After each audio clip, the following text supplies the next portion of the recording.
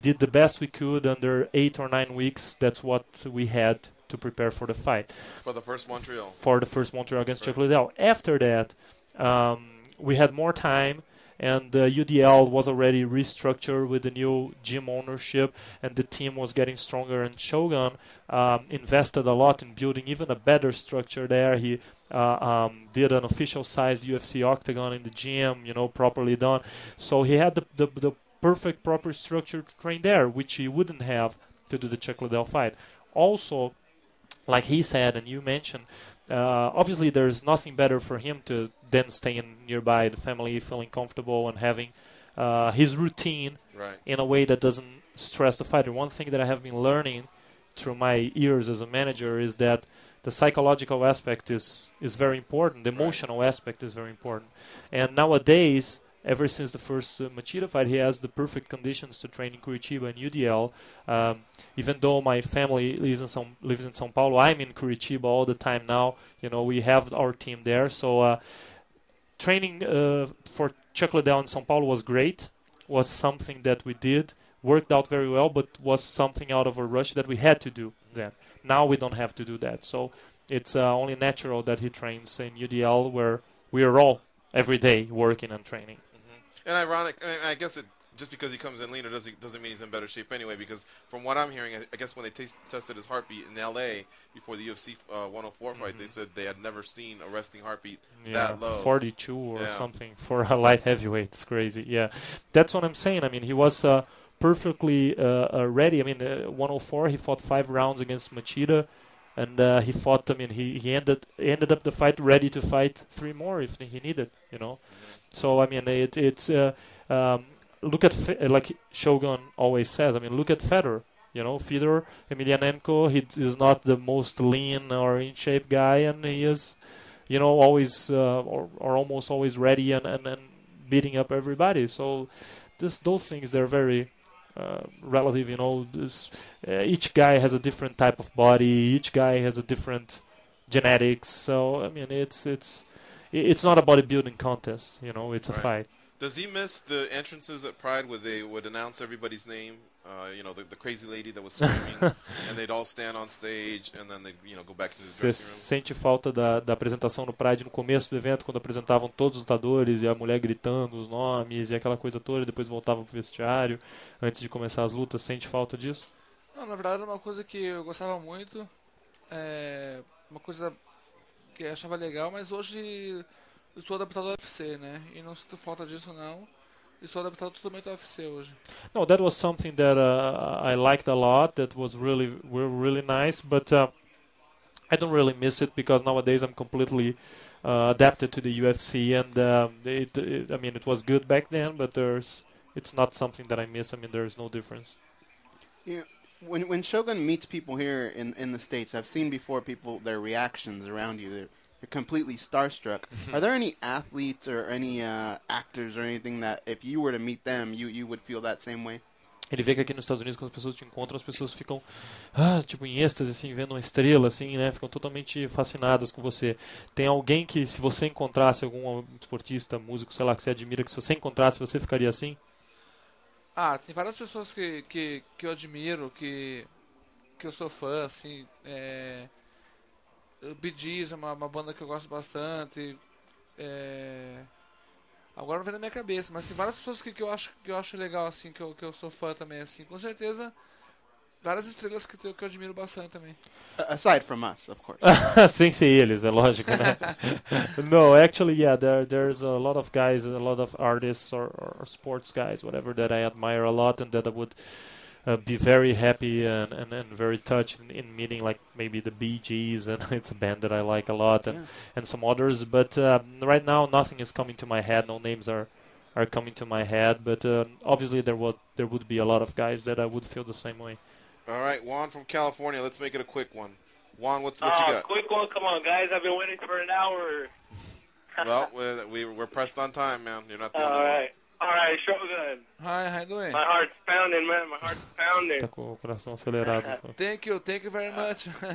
All right, after you make Rashad do the stanky legs and mop the floor with him, do you see a possible fight a second fight with Rampage in the near future?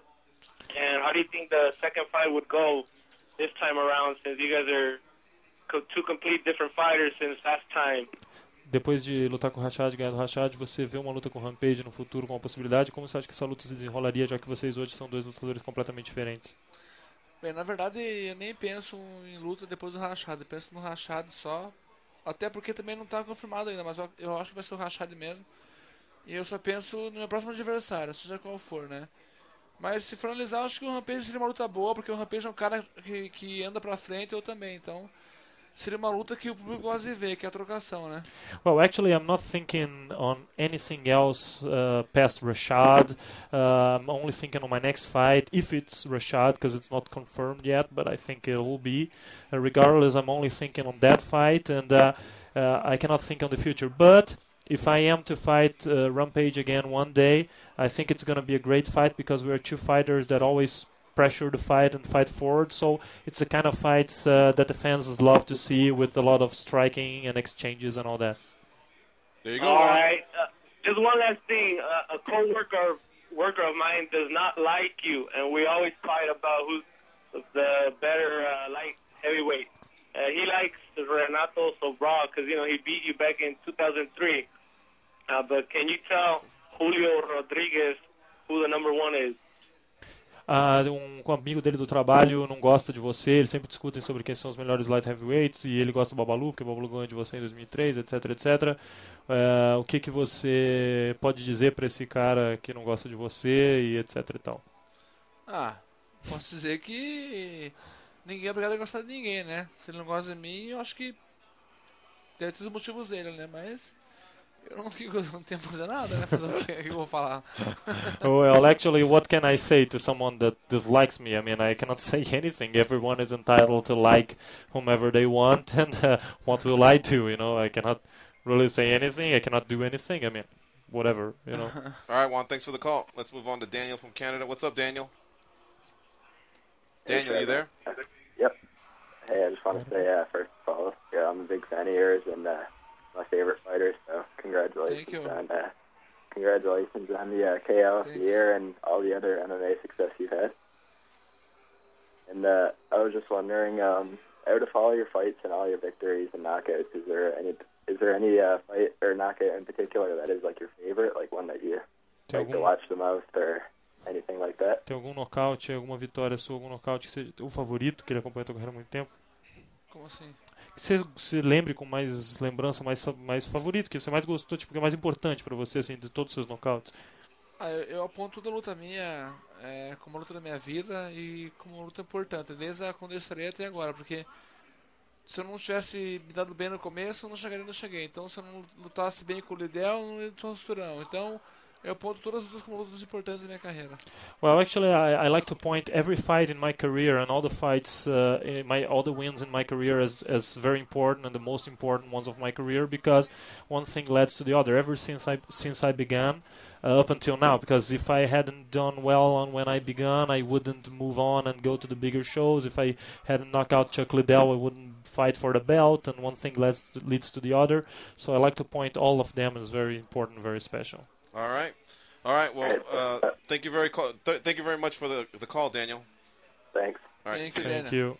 All right. Well, I want to thank you both for coming on MMA Junkie Radio and answering so many questions. Seriously, one of our favorite episodes of all time. And we've done a lot of them, but this was great, and I know the fans really, really appreciated it. Thank you. Foi um dos episódios favoritos deles. Já fizeram muitas entrevistas, mas foi uma das melhores. Muito obrigado por ter respondido tantas perguntas, atendido tantos fãs. Foi um dos melhores que eles já fizeram. Falar que o prazer é meu de atender os meus fãs, que é minha grande motivação, então o prazer é meu. It's his pleasure to attend the fans, because it's his biggest source of motivation, what pulls him through his career. So it's a pleasure, and I emphasize thank you very much also for having us here, and congratulations on winning the MMA awards again. Hopefully we'll be here very soon, next time, again with the fans. And sorry if Shogun and we weren't able to answer all the questions. I mean, but well, we'll leave something for next time. yeah, exactly. I mean, hopefully we'll be back soon. All right, and Eduardo, Mauricio, of course, great competitor, great champion. Thank you very much. And Eduardo, same thing for you, man. We really appreciate the work you do once you get inside the octagon, the translation. I know you get a lot of heat sometimes, but I think you convey the message that he's trying to, at least from what I can tell here. I know a little Portuguese, but you do an outstanding job, seriously. Thank you very much. I try my best, and like I say to the people, I mean, I'm not really only or a translator. I'm his manager, and we have a team. We work very hard. We do a lot of stuff. And we're here to support the fighters, man. I mean, if you like the fighter, understand that the people that are around him are supporting and fighting for him. We're a team. As the word says, same goes to all the trainers in Brazil. Shout out to all the UDL guys, all our sponsors, our trainers, Rafael Simpson, all our fighters, Paulo Tuba here. When's Paulo Tuba fighting again? He just fought like 2 weeks ago in Brazil. He won like his 4th fight in a row. Yeah. And he's It's expected... like 9-3 now, right? 9-3, and he's expected to fight again in February. We're working on some deals. He's also a very important part of Shogun's training, not only as Shogun's main sparring partner for striking, but he's also one of Shogun's cornermen ever since the Chuck Liddell fight, alongside Ninja, obviously. And Ninja in 2011, possibly? Hopefully, we'll see. Like I said, I mean, Ninja, we have offers from Japan. He may come back there. We have doors open in plenty of places. Ninja is a warrior. He has proven already that he deserves a lot of respect, a lot of credit for what he has done. And for us, the most important thing is that he gets vacation, he rests enough, and he gets back on training hungry, wanting to fight again and wanting to really show the ninja that we know he is. Right.